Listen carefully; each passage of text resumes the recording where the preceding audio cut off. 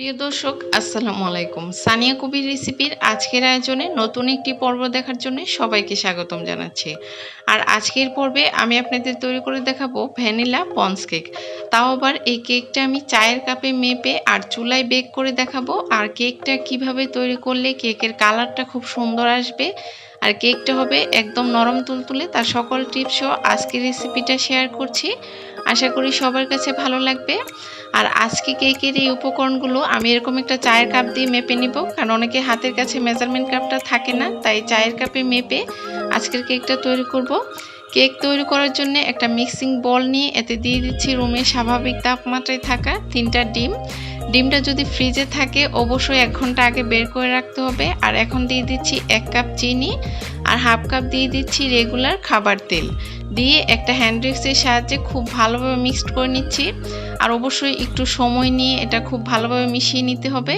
এইভাবে মিশাতে মিশাতে যখন ডিমের মিশ্রণটা ফ্লাফি হয়ে যাবে তখন আমি এতে অ্যাড করে দিচ্ছি হাফ চা চামচ পরিমাণ ভ্যানিলা এসেন্স। ভ্যানিলা এসেন্সটা দিলে কিন্তু ডিমের ফ্লেভারটা কেকের মধ্যে থাকবে না।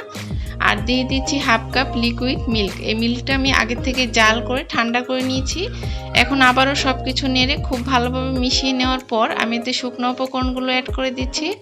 দিয়ে দিচ্ছি চায়ের কাপে মেপে 1 কাপ ময়দা, হাফ কাপ দিয়ে দিচ্ছি গুঁড়ো দুধ। গুঁড়ো দুধটা দিতে চেষ্টা করবেন, এতে কেকের টেস্টটা অনেক ভালো আসে। আর দিয়ে দিচ্ছি 1 চা চামচ পরিমাণ বেকিং পাউডার, হাফ চা চামচ পরিমাণ বেকিং সোডা আর স্বাদ মতো দিয়ে দিচ্ছি লবণ। দিয়ে শুকনো উপকরণগুলো চেলে নিচ্ছি। এখন আবারও একটা হ্যান্ড উইক্সের সাহায্যে সব কিছু খুব ভালোভাবে মিক্সড করে নিচ্ছি। আর অবশ্যই খুব ভালোভাবে মেশাতে হবে যাতে কেকের এই মিশ্রণটাতে কোনো লাম্পস না থাকে। এই তো আমার কেকের ব্যাটারটা কিন্তু তৈরি করা হয়ে গিয়েছে। এখন কেকটা বেক করার জন্য আমি মোল্ডটা রেডি করে নিচ্ছি। একটু তেল ব্রাশ করে নিতে হবে, তারপরে একটা বেকিং পেপার বিছিয়ে দিচ্ছি আর আবারও একটু তেল ব্রাশ করে নিচ্ছি। যদি হাতের কাছে বেকিং পেপারটা না থাকে তাহলে নর্মাল যে লেখার কাগজ আছে সেটা দিয়েও কিন্তু কেকটা বেক করতে পারেন। এখন আবারও তেল ব্রাশ করে নেওয়ার পর কেকের ব্যাটারটা ঢেলে দিচ্ছি।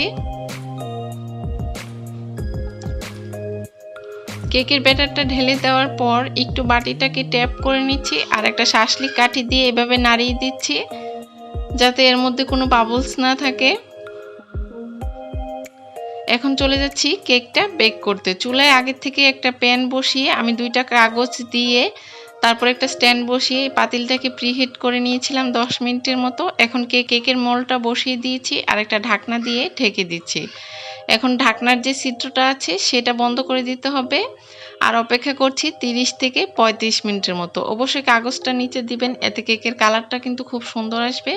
আর চুলার জালটা লো থেকে একটু বেশি রেখে আমি 35 মিনিটের মতো অপেক্ষা করার পর আমার কেকটা কিন্তু হয়ে গিয়েছে। এখন একটা টুথপিকের সাহায্যে চেক করে দেখিয়ে দিচ্ছি কেকটা ভিতরে একদম পারফেক্ট হয়েছে। এখন চুলার থেকে নামিয়ে নিচ্ছি আর কেকটা কেটে শেয়ার করছি। এরকম নরম তুলতুলে ভ্যানিলা পন্স কেক আপনারা তৈরি করে ফেলতে পারেন, তবে সবার আগে কেকের মাপটা কিন্তু ঠিক রাখতে হবে। এই তো কেকটা ভিতরে কতটা পারফেক্ট হয়েছে আর কেকের কালারটা কতটা সুন্দর হয়েছে নিশ্চয়ই দেখেই বুঝতে পারছেন। তাহলে আজকের এই ভ্যানিলা পন্স কেক তৈরি করার রেসিপিটা কেমন লাগলো অবশ্যই কমেন্টস করে জানাবেন। আর রেসিপিটা ভালো লাগলে একটা লাইক দিয়ে চ্যানেলটা সাবস্ক্রাইব করে আমার পাশেই থাকবেন। তাহলে আজকে এখানেই বিদায় নিচ্ছি। সবাই খুব বেশি ভালো থাকবেন। আল্লাহ হাফেজ।